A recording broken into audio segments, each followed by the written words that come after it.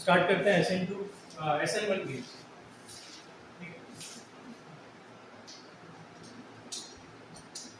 SN1 reaction and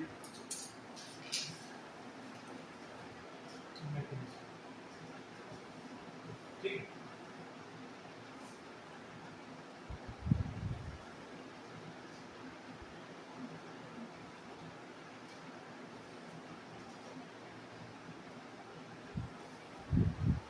ये हमारा alkyl है, ठीक है। इसमें सबसे पहले क्या होगा, स्टेप 1 जो होगी वो होगी कार्बोकेटायन का जनरेशन, ठीक है।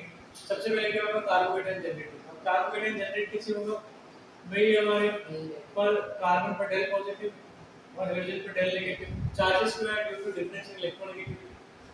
अब क्या होगा, ये बॉन्ड ब्रेक होगा कार्बन हाइड्रोजन का, और जैसे कार्बन हाइड्रोजन का बॉन्ड ब्रेक होगा तो हमें क्या मिलेगा, कार्बन पर पॉजिटिव चार्ज, क्योंकि हाइड्रोजन तो इलेक्ट्रॉन पेयर लेके जाएगा, ठीक है। अब कार्बन पर क्या आ गया, पॉजिटिव, ठीक है, और हमारा हाइड्रोजन ये स्लोएस्ट हाइड्रोजन इसका इलेक्ट्रॉन पेयर लेके चले जाएगा, शेयर्ड इलेक्ट्रॉन पेयर, पूरा इलेक्ट्रॉन पेयर ले, तभी तो कार्बन पॉजिटिव चार्ज आएगा। अच्छा, मतलब ये कार्बन कैसा था, sp3 हाइब्रिडाइज, ठीक है। अब बॉन्ड कितने बचे, 3 सिग्मा, और यहाँ एक ऑर्बिटल जो है वो क्या हो गया, वैकेंट हो गया, खाली, ठीक है, उसमें कोई इलेक्ट्रॉन नहीं है। अच्छा मुझे बताओ हाइब्रिडाइजेशन क्या हो जाएगा, sp कैसा हो जाएगा, sp2, क्योंकि 3 ही बॉन्ड्स हैं, एक भी लोन पेयर नहीं है। हमने ना हाइब्रिडाइजेशन की मेथड पढ़ी है, number of bond pair plus number of lone pair, तो बॉन्ड पेयर 3 है, लोन पेयर 0, 3 + 0 3 sp2। तो हाइब्रिडाइजेशन sp2 स्ट्रक्चर कैसा होगा, ट्रायंगल, मतलब ये 2D फिगर, ठीक है ना। अभी यहाँ sp3 में ज्योमेट्री कैसी थी, टेट्रा। अच्छा मैंने बोला कि जो जनरेशन ऑफ कार्बोकेटायन ये स्लोवेस्ट है, कैसी स्टेप है, स्लोवेस्ट, मतलब ये बहुत धीरे होगी, है ना, ये बहुत धीरे होगी, ये फास्ट नहीं होगी। अब हमने पढ़ा slowest step is the, sir step को अगर हम 20 करके फास्ट करना चाहें तो वो स्टेप होगी, फास्ट हो जाएगी, पर बाकी आगे की स्टेप से तो स्लो ही रहेगी, ठीक है, ये स्लो रहेगी। तो slowest step is the rate determining, slowest step क्या होती है, रेट डिटरमाइनिंग स्टेप, ठीक है। मींस हमारा रेट ऑफ रिएक्शन किसके प्रोपोर्शनल होगा, किसके प्रोपोर्शनल होगा, rx के। भाई एक ही स्पीशी है ना, पार्टिसिपेट कर रहा है स्लोवेस्ट स्टेप में, तो rate of reaction is proportional to rx की पावर 1, मतलब इसका ऑर्डर क्या हो गया, ऑर्डर ऑफ रिएक्शन क्या हो जाएगा, अच्छा मॉलिक्यूलरिटी, भाई कितने मॉलिक्यूल पार्टिसिपेट कर रहे हैं स्लोवेस्ट स्टेप में, तो इसकी एक ही कर रहा है ना अकेले, तो मॉलिक्यूलरिटी क्या होगा, b1।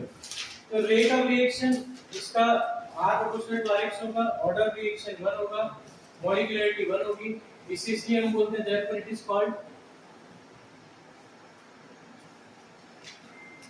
यूनिमॉलिक्यूलर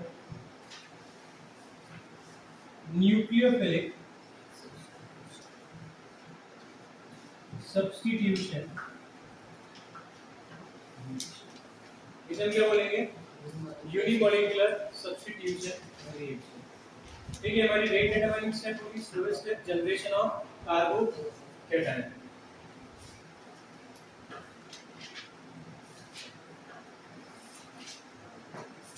ठीक है।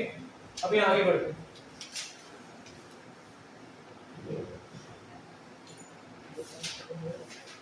ये हमारा कार्बोकेटायन जनरेट हो गया, यहाँ देखो जनरेट हुआ कार्बोकेटायन। अब क्या होगा, न्यूक्लियोफाइल अटैक करेगा, कौन अटैक करेगा? न्यूक्लियोफाइल। ठीक है, न्यूक्लियोफाइल क्या करेगा? अटैक करेगा। अब न्यूक्लियोफाइल अटैक करेगा तो इसमें दो रास्ते हैं, या तो ऊपर से करें, ठीक है, या क्या करें, नीचे से। ठीक है, हम दोनों रास्तों पे बात कर लेते हैं। वो जब ऊपर से अटैक करेगा, ठीक है, तो हमें क्या मिलेगा?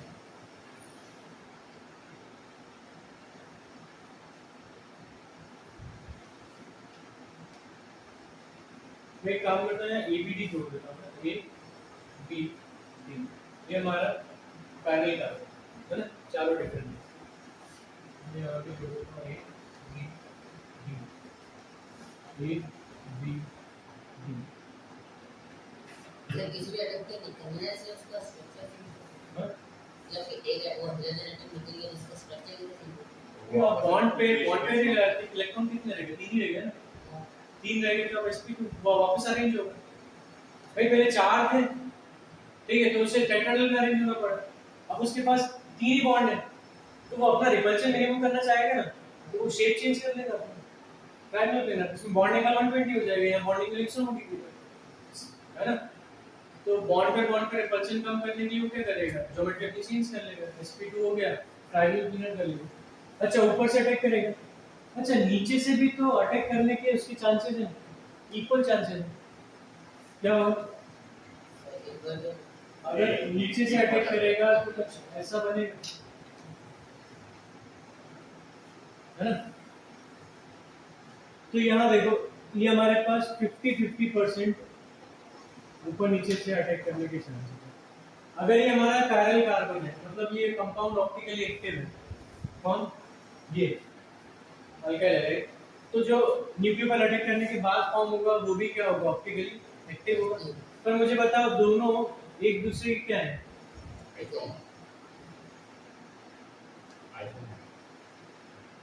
Mirror images, non superimposable. और मिरर इमेजेस है, क्या होगा? ये पेयर ऑफ इलेंशियोमर्स कहलाएंगे। क्या है? Pair of enantiomers. अच्छा, इनका इक्विमोलर मिक्सचर है, क्योंकि 50% ऊपर 50% नीचे, ठीक है, तो हम बोलेंगे since equimolar mixture of pair of enantiomers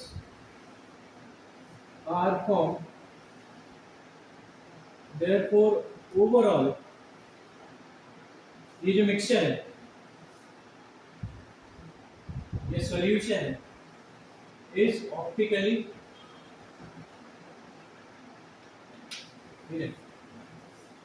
ठीक है, सॉल्यूशन मिक्सचर ही करेंगे। ओवरऑल मिक्सचर क्या होगा? ऑप्टिकली क्या होगा? इनेक्टिव। अच्छा, दो नॉन सुपरइम्पोजेबल मिरर इमेजेस अगर उनका इक्विमोलर मिक्सचर है सॉल्यूशन के अंदर, तो ऐसे मिक्सचर को हम क्या बोलते हैं? Racemic mixture. ठीक है, सर इसमें आर क्या फिर R proportional rate of reaction, R rate of reaction.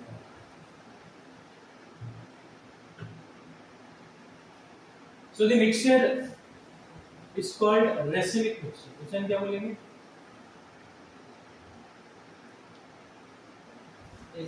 Racemic mixture। मतलब in SN1 racemization takes place, है ना। तो नोट करके लिख लेते हैं, in SN1 reaction racemization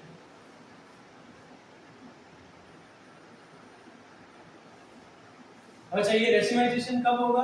जब ये हमारा अल्काइल हैलाइड ऑप्टिकली एक्टिव है, ठीक है।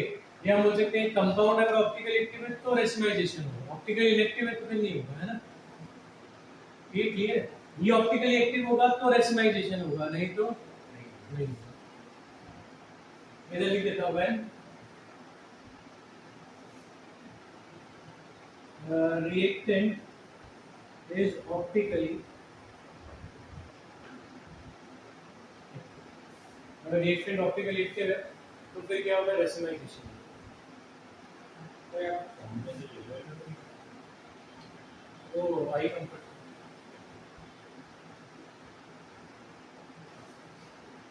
तो हमें क्या क्या याद रखना है? SN1 में कार्बोकेटाइन जनरेट होता है, ठीक है, स्टेप 1 में।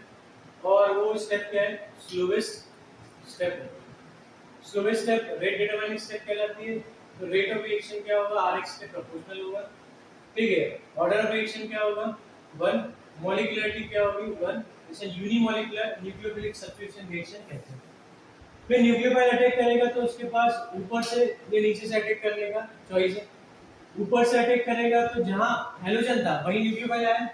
तो इसमें क्या हुआ बताओगे? इसमें रिटेंशन हुआ। और अगर वो पीछे से अटैक करेगा तो इनको ऊपर जाना पड़ जाएगा, यहाँ क्या होगा? इन्वर्जन।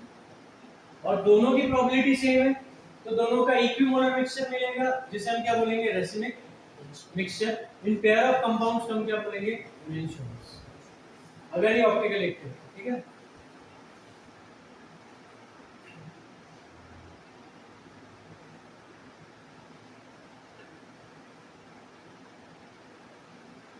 मतलब इनको बस ये बता सकते हैं ना कि ये जो ना आपस में एक डेक्स्ट्रो है तो दूसरा लिगो। हाँ, ये नहीं बता सकते कौन सा डेक्स्ट्रो कौन सा नहीं, कौन सा लिगो नहीं है। एक आर कॉन्फ़िगरेशन होता है, एस कॉन्फ़िगरेशन। आरएस पढ़ा था ना। ये आर वाला है तो एस वाला है, ये अगर एस वाला है तो आर। आरएस कॉन्फ़िगरेशन निकालना हमने सीखा है, ठीक है ना। प्रायोरिटी ऑर्डर सेट करते हैं और इनको अरेंज करेंगे। लोएस्ट प्रायोरिटी को नीचे रखेंगे, 1 2 3 जाएंगे। क्लॉक घूमे तो आर, एंटी क्लॉक घूमे तो एस।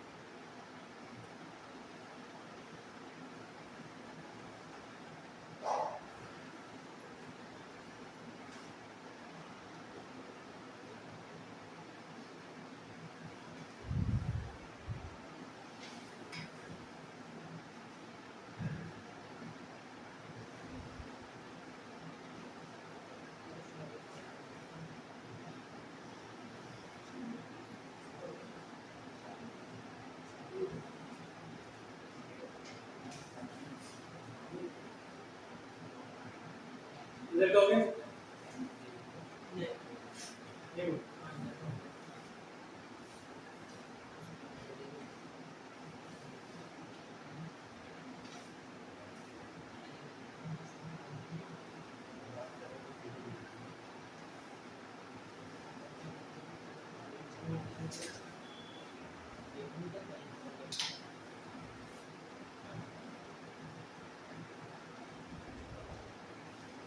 अच्छा यहाँ देखो।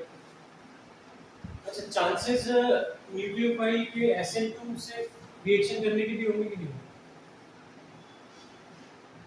ठीक है, वो कब होंगे बाद में बात करेंगे। पर अगर मान लो कुछ कंसंट्रेशन ऑफ रिएक्टेंट और न्यूक्लियोफाइल SN2 से रिएक्शन कर रहे हैं, कुछ परसेंट क्या कर रहा है? SN2 से रिएक्ट कर रहा है, मान लो 20%। ठीक है, रियर साइड से अटैक करके कितना? सिर्फ 20% है ना। इधर ले लो तो क्या होगा?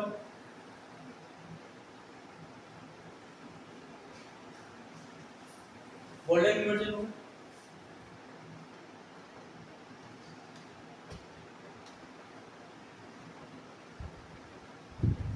कितना बनेगा ये?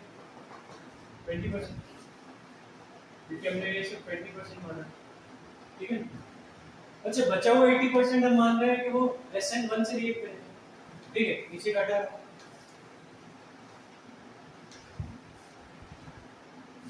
SN1 से रिएक्ट करेगा तो क्या होगा? पहले तो RDS रेट डिटरमाइनिंग स्टेप, ठीक है। कार्बोकेटाइन जनरेट होगा,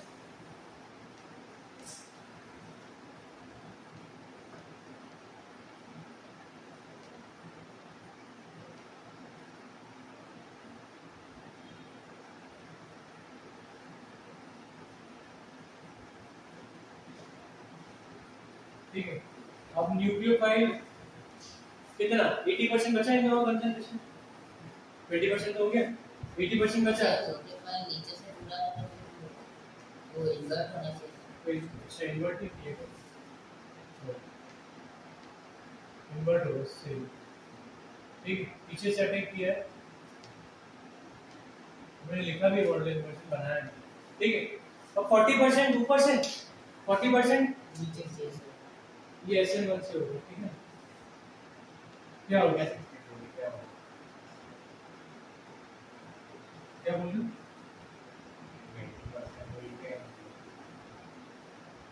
हमारे पास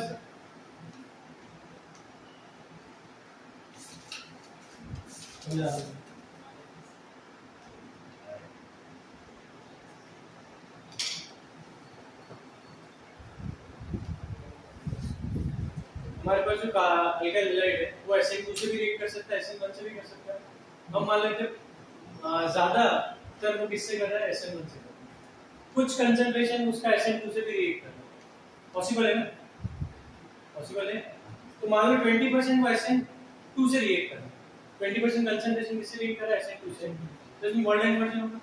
अब बचा हमारे पास 80% कंसंट्रेशन अब वो 80% में 40% SN1 से करेगा 80% तो 40% ऊपर से 40% नीचे से क्योंकि प्रोबेबिलिटी इक्वल होती है तो हमें ये दोनों मिलेंगे।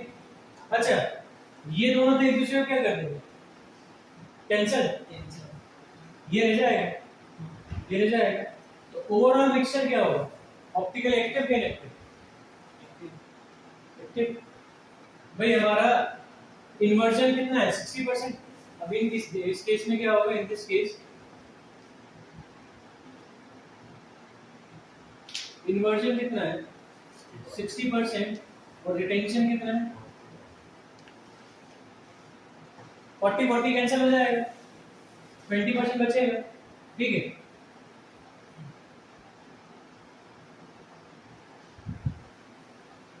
तो RDS रेट डिटरमाइनिंग स्टेट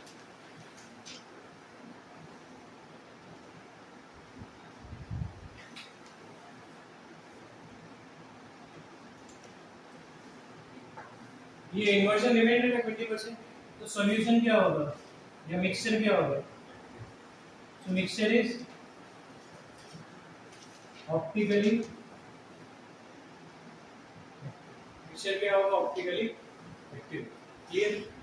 अब बात करते हैं कौन कौन से फैक्टर्स SN1 को अफेक्ट करें फैक्टर्स अफेक्टिंग SN1 H स्तर पठन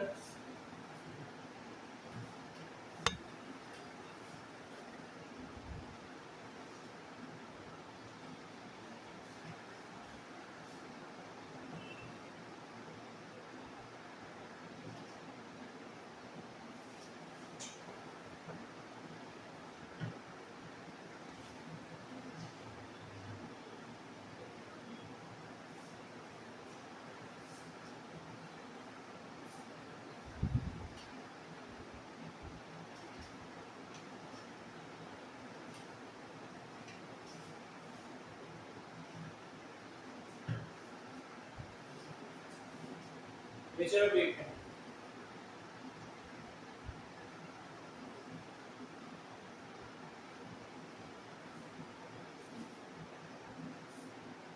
इस तरफ पढ़ा ना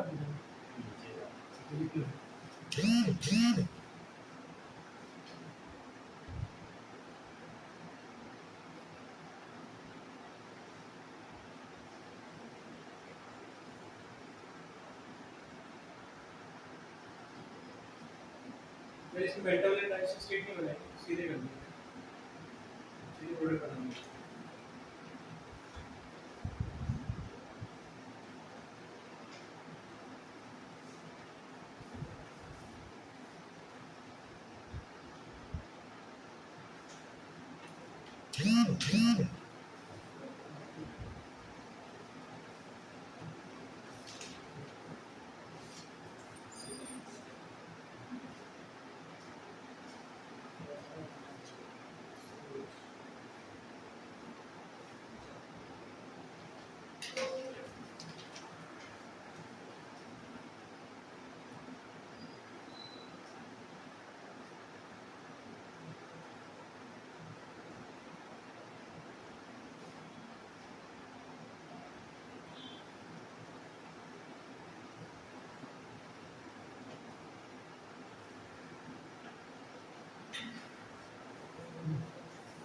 सबसे जल्दी रिएक्ट कौन करेगा? मिथाइल 1 डिग्री 2 डिग्री 3 डिग्री, यह बात करते हैं।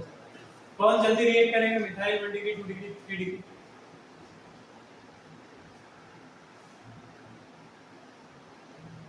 देखो SN2 की बात करें तो मिथाइल सबसे जल्दी रिएक्ट करेगा क्योंकि यहाँ स्टेरिक इंफ्लुएंस है ना SN2 में।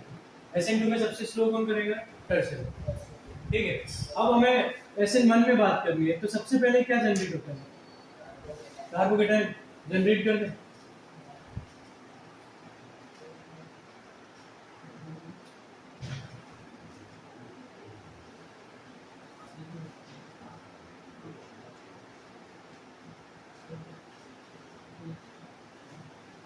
अच्छा, कौन सा कार्बोकेटायन सबसे ज्यादा स्टेबल होगा? कौन सा कार्बोकेटायन सबसे ज्यादा स्टेबल? सर 3 डिग्री वाला। 3 डिग्री वाला। तो इसके पास सर 3 तीन प्लस आई ग्रुप में जिसके पॉजिटिव चार्ज को मिनिमाइज करेंगे। यहाँ कितने हैं? और यहाँ एक, यहाँ एक भी नहीं है। तो सबसे ज्यादा स्टेबल कौन है? 3 डिग्री। तो ये हमारा ऑर्डर ऑफ स्टेबिलिटी है। और जितना ज्यादा स्टेबल कार्बोकेटायन है, ठीक है, वो उतनी जल्दी रिएक्शन शुरू करेगा। ठीक है, तो ऑर्डर ऑफ रिएक्टिविटी क्या हो जाएगी? ऑर्डर ऑफ रिएक्टिविटी याद रखना, proportional to stability of carbocation.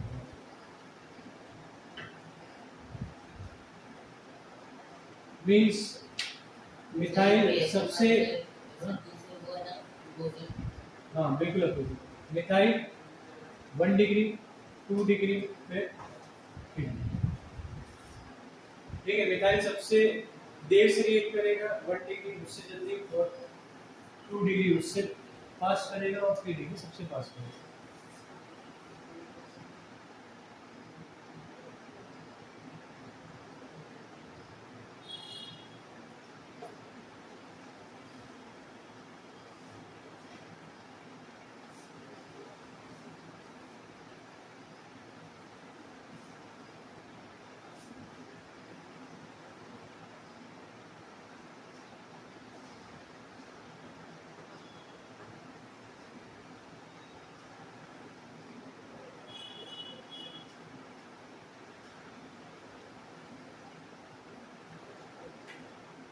अच्छा बताओ, कौन जल्दी रिएक्ट करेगा?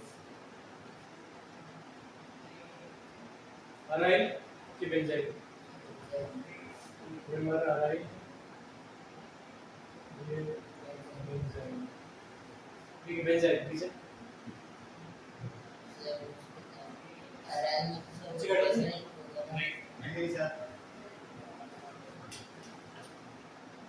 अब देखो, वही कार्बोकेटायन स्टेबिलिटी की बात करेंगे, ये तो देगा ही नहीं, ये SN1 देगा ही नहीं। रीजन देते हैं, बताते क्यों। ठीक है, अभी पहले नीचे का हटाता है, फिर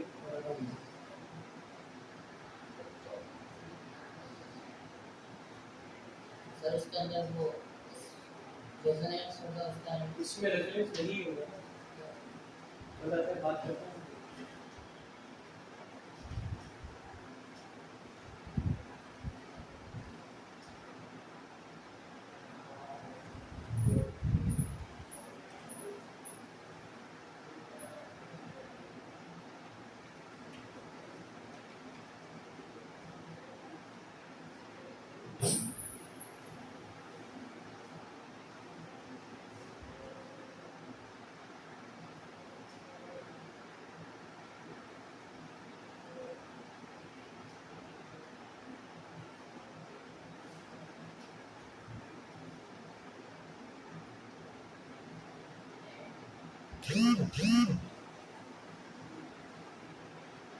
हाइड्रोजन रिमूव होगा, फिनाइल पर क्या आ जाएगा? पॉजिटिव चार्ज, इसे हम बोलते हैं फिनाइल कार्बोकेटायन।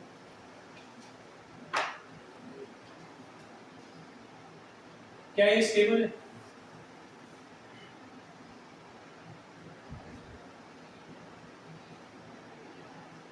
रेजोनेंस होगा? नहीं, पाई बॉन्ड और पॉजिटिव चार्ज में कॉन्जुगेशन नहीं है, रेजोनेंस नहीं है। ठीक है, तो ये स्टेबलाइज नहीं होगा, ये क्या होगा? लीस्ट स्टेबल होगा। लीस्ट स्टेबल है, तो इसकी रिएक्टिविटी क्या होगी?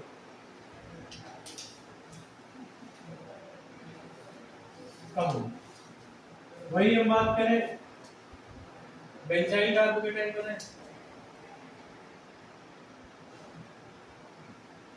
तो यहाँ कॉन्जुगेशन है pi bond sigma bond positive charge.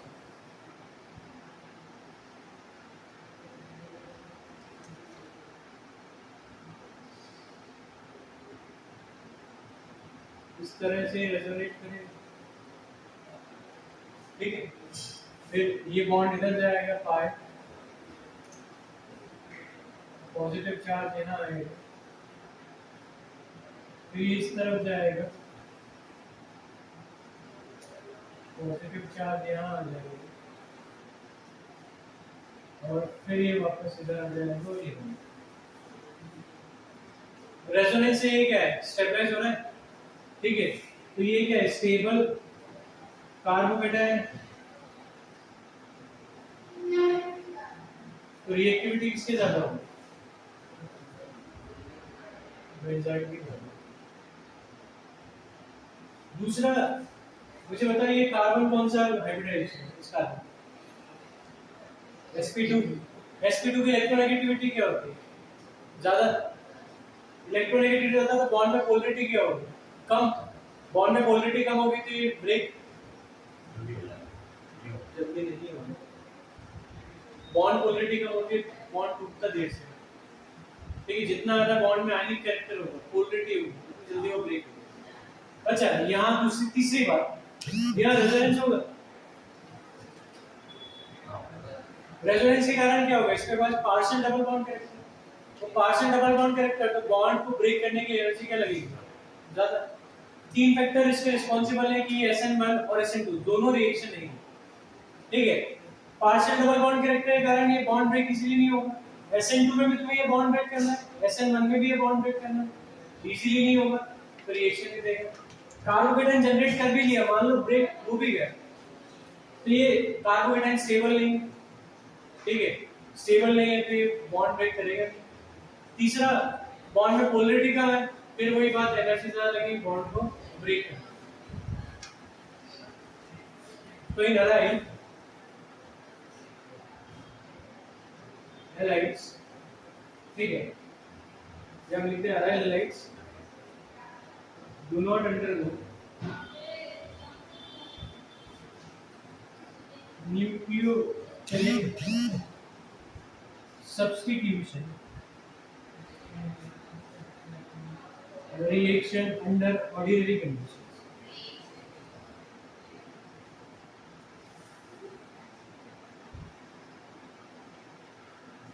due to the following reasons. पहला, partial double bond character of CH due to resonance.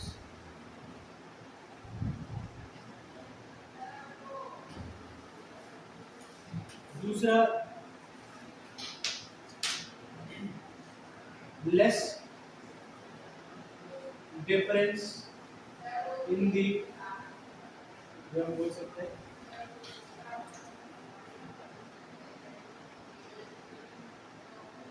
less bond polarity of CX due to less difference in electronegativity of carbon atom sp2 and halogen atom। ठीक है, ऊपर का एक point बता। तीसरा, instability of phenyl carbocation. ये important question है, exam में पूछते हैं, क्योंकि वो न्यूक्लियोफिलिक सब्स्टिट्यूशन रिएक्शन क्यों नहीं देता, ठीक है, अराइल है। तो तुम्हें तीनों पॉइंट लिखने पड़ेंगे। रेजोनेंस के कारण पार्शियल डबल बॉन्ड कैरेक्टर आता है, इलेक्ट्रोनेगेटिविटी में डिफरेंस कम है तो बॉन्ड पोलरिटी कम होगी, डिफरेंस इसलिए कम है क्योंकि sp2 है, इसकी इलेक्ट्रोनेगेटिविटी sp3 से ज्यादा होती है। और जो कार्बोकेटाइन जनरेट हो रहा है वो अनस्टेबल है सर, ठीक है, क्या है अनस्टेबल, तो वो कार्बोकेटाइन जनरेट नहीं करेगा। 18 मिनट है ना?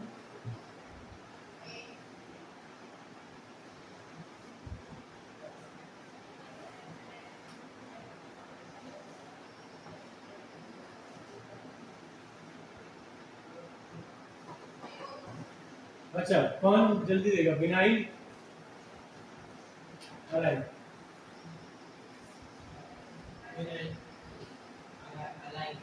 अलाइन रीजन देखो, ये जनरेट होगा कार्बोकेटाइन, इसमें भी कार्बोकेटाइन जनरेट होगा, पर यहाँ क्या हो जाएगा,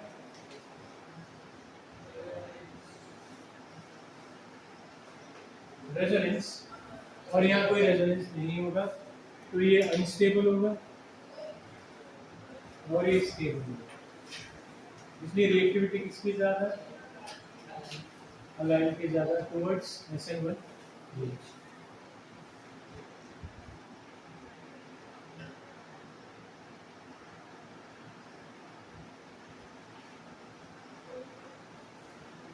आगे बात करते हैं nature of living group. Second factor क्या है, nature of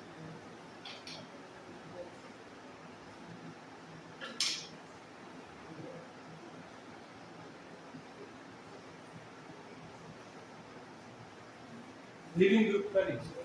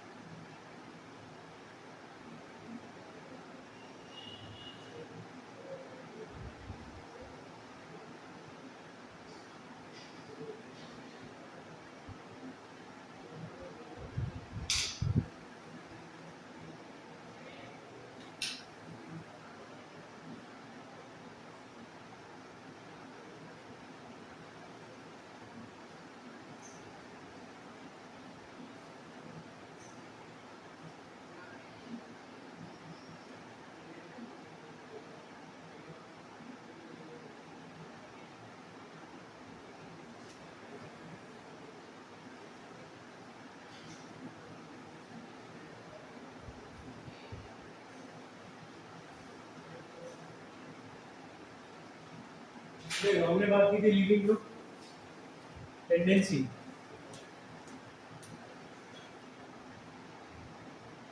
university proportional to basicity, directly proportional to plus N plus I plus H, inversely proportional to minus N minus H, ठीक है। तो बेटर लिविंग ग्रुप कौन है, I negative के F negative, I negative. Order of living tendency क्या होगी,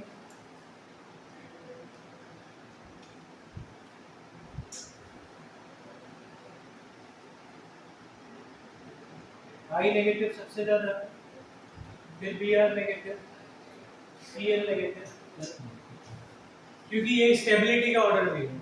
I negative सबसे ज्यादा स्टेबल होगा, लार्ज वॉल्यूम पर नेगेटिव चार्ज कंसंट्रेट है, पहला होगा। लार्ज वॉल्यूम पर क्या है, डिस्पर्स है नेगेटिव चार्ज। ये स्मॉल वॉल्यूम पर, जितना कम वॉल्यूम पर नेगेटिव चार्ज रहेगा उतना नेगेटिव चार्ज कंसंट्रेट रहेगा और उतनी कम क्या होगी उस आयन की स्टेबिलिटी। तो स्टेबिलिटी का ऑर्डर भी है, लिविंग टेंडेंसी का ऑर्डर भी है stability.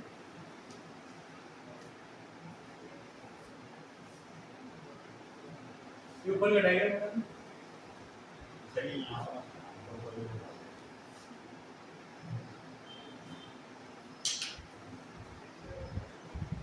Order of reactivity,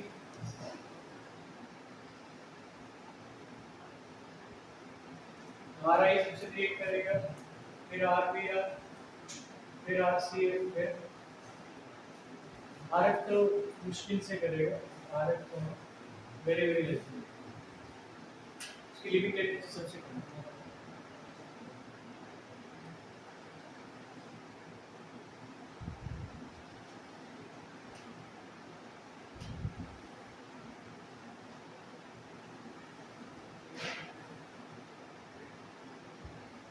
Thank you.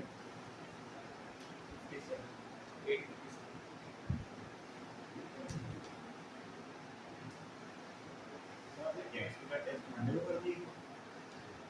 हाँ, क्योंकि मैं बाहर जा रहा हूँ तो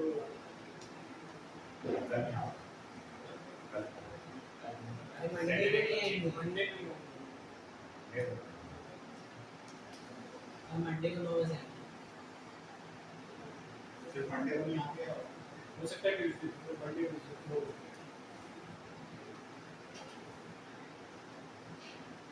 सही है, हाइपर कॉन्जुगेशन वाले क्या? हाइपर कॉन्जुगेशन और विजुअल हाइपर कॉन्जुगेशन जैसे ही है।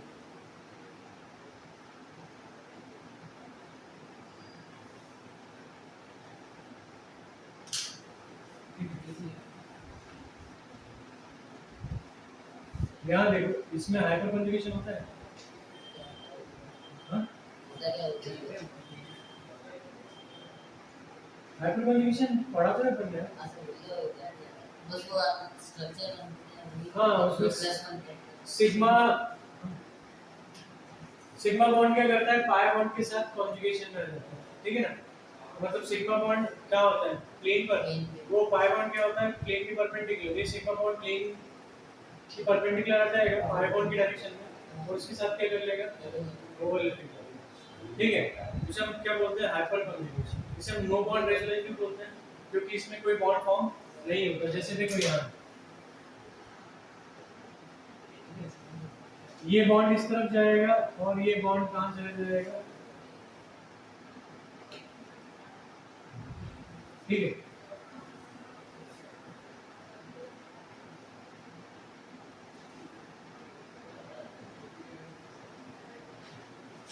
अब सी और एस के बीच में कोई बॉन्ड नहीं, इसे हम क्या बोलेंगे, नो बॉन्ड रेजोनेंस। ये फिर इस तरफ चले जाएगा, फिर इनके बीच में बॉन्ड आ जाएगा। तो सर अब ये नेगेटिव चार्ज कहाँ जा रहा है, रिंग में जा रहा है। हाँ? H के ऊपर पॉजिटिव चार्ज भी आएगा। नहीं, उसके तो चार बॉन्ड बने हुए हैं, 1 2 3 4। H के ऊपर जिसके बाद बॉन्ड हाँ, पॉजिटिव चार्ज भी है, ठीक है। तो इसे हम बोलते हैं नो बॉन्ड रेजोनेंस। अब मान लो यहाँ ये जुड़ गया, ठीक है।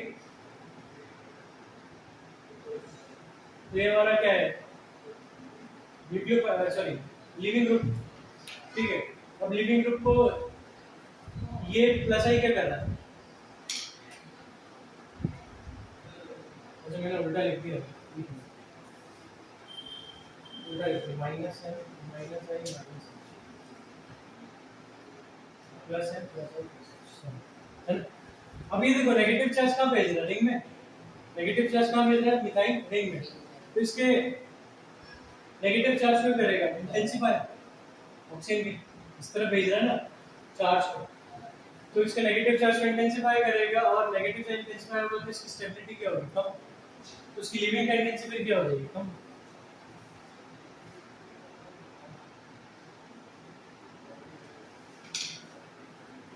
ये हटा दो। सर नहीं ये कुछ बताया आपने कि बस स्ट्रक्चर देख के बता सकते हैं कि कितने स्ट्रक्चर बनेंगे। हाइपर कॉन्जुगेशन ना, अल्फा हाइड्रोजन मिल लो, alpha hydrogen plus 1 hyperconjugating structures निकलेंगे। तीसरा हमारा नेचर ऑफ सॉल्वेंट।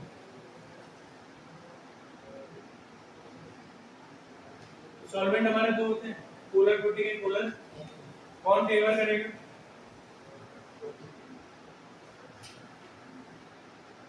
उसमें कौन फेवर करता है सिंपल में, ए प्रोटीन। इसमें कौन करेगा, पोलर प्रोटीन, ठीक है। क्योंकि वहां में न्यूक्लियोफाइल को सॉल्वेट नहीं करना, ठीक है। और न्यूक्लियोफाइल को सॉल्वेट क्यों नहीं करना था, क्योंकि न्यूक्लियोफाइल बल्की हो जाएगा, अटैक नहीं करेगा, उसकी न्यूक्लियोफिलिसिटी कम होगी, तब इसलिए ए प्रोटीन। या पोलर प्रोटीन क्यों ले रहे हैं, क्योंकि यहाँ सबसे पहले स्टेप में जनरेट क्या हो रहा है, कार्बोकेटायन। मुझे उस कार्बोकेटायन को क्या करना है, स्टेबलाइज करना है। कार्बोकेटायन को क्या करना है, स्टेबलाइज करना है, और कार्बोकेटायन जनरेट भी जल्दी करना है। ठीक है, तो पोलर प्रोटीन मीडियम क्या करता है, कार्बोकेटायन को स्टेबलाइज भी करता है और कार्बोकेटायन जनरेट करने में मदद भी करता है, हेल्प भी करता है। ठीक है, कार्बोकेटायन जल्दी फॉर्म हो, क्योंकि स्लोएस्ट स्टेप जितनी जल्दी होगी उतना जल्दी रिएक्शन कंप्लीट होगी। तो वो पोलर प्रोटीन मीडियम क्या करेगा, कार्बोकेटायन जनरेट जल्दी करेगा। क्यों, कैसे करेगा, ये कार्बन हाइड्रोजन का जो बॉन्ड है उसकी पोलरिटी को क्या करेगा, बढ़ाएगा। पोलर प्रोटीन मीडियम क्या करेगा, इसकी पोलरिटी को बढ़ाएगा। जितना ज्यादा ये पोलर होगा बॉन्ड उतनी जल्दी ब्रेक होगा। बाद में जब ये कार्बोकेटायन जनरेट होगा तो उसे भी स्टेबलाइज कौन करेगा, पोलर प्रोटीन। और ये जितना स्टेबल होगा उतनी जल्दी ब्रेक होगा। ठीक है, तो पोलर प्रोटीन मीडियम क्या करता है, रेट ऑफ रिएक्शन को इंक्रीज करता है, SN1 को। आरएफ सबसे कम को कहते हैं। हाँ,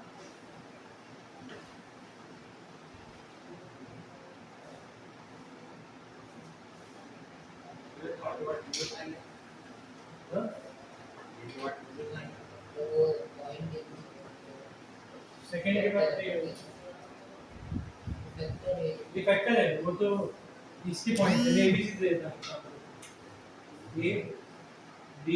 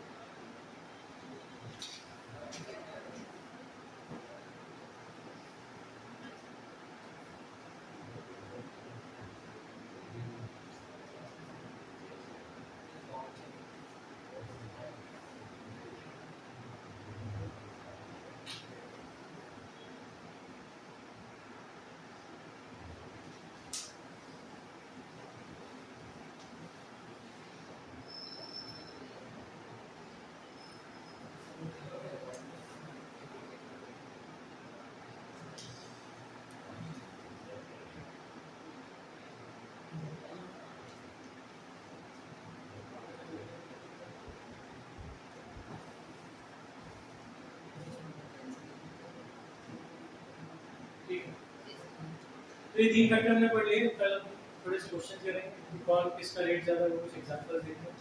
ठीक है, और यहाँ एक चीज और पढ़नी है, रीअरेंजमेंट। मैं एक एग्जांपल देता हूँ, बताना है कि कौन जल्दी रीड।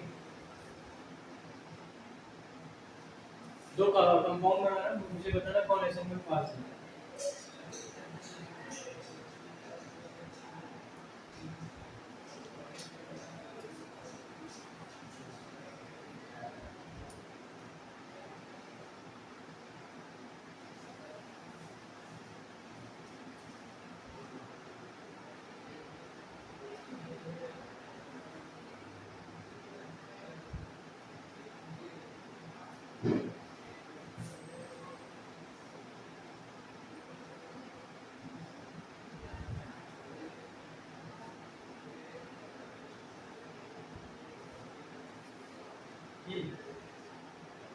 कौन फास्टर SN1 बीट्स, ये भी 2 डिग्री, ये भी 2 डिग्री। ठीक है, लिविंग ग्रुप भी सेम, लिविंग ग्रुप भी सेम है ना, मीडियम भी सेम ही मानेंगे हम, जब दिया नहीं तो मीडियम भी सेम ही रहेगा। ठीक है ना। अच्छा, न्यूक्लियोफाइल पे तो डिपेंड करते हैं, क्यों नहीं करता बताओ भाई। हमारी रेट डिटरमाइंस स्टेप में न्यूक्लियोफाइल पार्टिसिपेट करता है, स्लोवेस्ट स्टेप नहीं करता, तो उसकी कंसंट्रेशन पर डिपेंड नहीं कर रहा। उसका कंसंट्रेशन कुछ भी रखो, उसकी न्यूक्लियोफिलिसिटी कैसे भी रखो, रिएक्शन पे फर्क नहीं पड़ेगा। रिएक्शन पे फर्क कौन सा पड़ेगा, ये तीन चीज फर्क करेंगे, leaving group, nature of reactant और मीडियम। तो मीडियम से नेचर से रिएक्टेंट का दोनों 2 डिग्री और लिविंग ग्रुप भी सेम। ठीक है, अब मुझे बताओ कि कौन फास्टर रिएक्शन है। पहला वाला रीजन दो, पहले वाले में प्रोफाइल जुड़ा होगा तो नेगेटिव बातों का टैन जो बनेगा उसको जल्दी स्टेबलाइज करना है। देखो मैं इधर समझाता हूँ क्या है।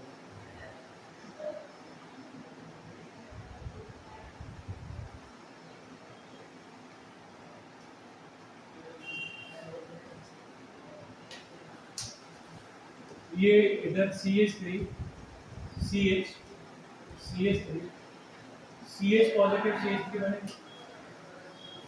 बनेगा 2 डिग्री कार्बन का 10 फॉर्म होगा।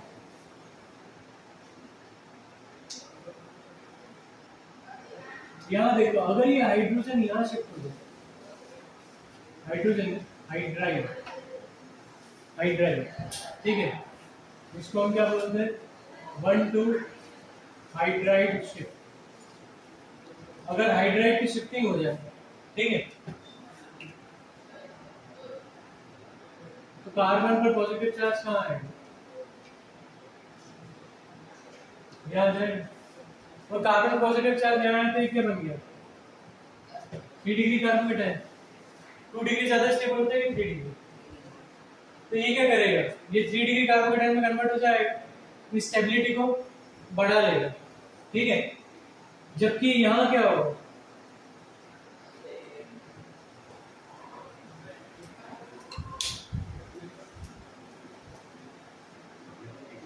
ये कार्बोकेटायन में जनरेट होगा।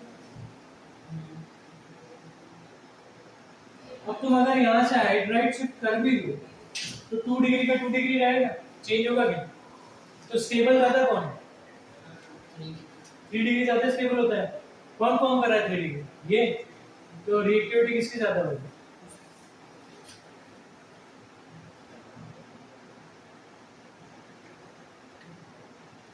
ये डिग्री कैसे डिटरमाइन करते हैं?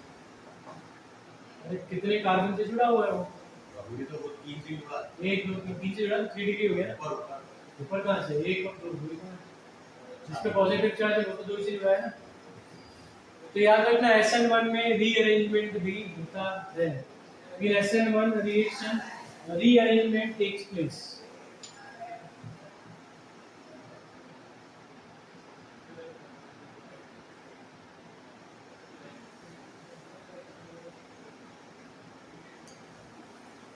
या तो 1,2 हाइड्राइड शिफ्ट हुआ है या 1,2 मिथाइल शिफ्ट हुआ है, ठीक है,